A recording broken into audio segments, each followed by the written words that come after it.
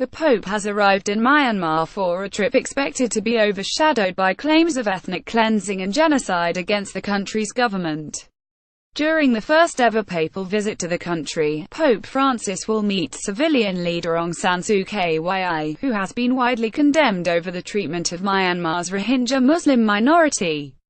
In recent months, more than 620,000 Rohingya have fled to Bangladesh amid a police crackdown which the UN has described as a textbook example of ethnic cleansing. Pope Francis will also hold talks with Myanmar Army Chief Min Aung, before traveling to Bangladesh where he is expected to meet a group of Rohingya refugees. Image: A girl embraces Pope Francis as he arrives at Yangon International Airport, Myanmar. Image: It is the start of a delicate visit for the leader of the Roman Catholic Church to majority Buddhist Myanmar, which the United States has accused of conducting ethnic cleansing against its Muslim Rohingya people. Image: Women from Kachin State wait outside the residence of Cardinal Charles Mongbo, Archbishop of Yangon, where Pope Francis will be staying during his visit. Image: Catholic faithful wait along a street in Yangon.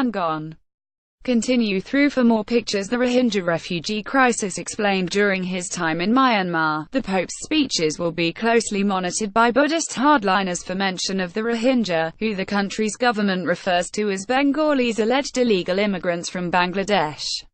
The pontiff has repeatedly spoken out against the plight of the minority Muslim group and referred to them as his brothers and sisters.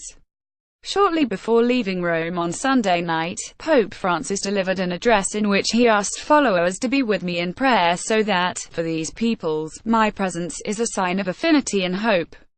Video: Starvation and death on the beaches. On his arrival at Yangon Airport, the Pope was greeted by local Catholic officials and children in traditional dress.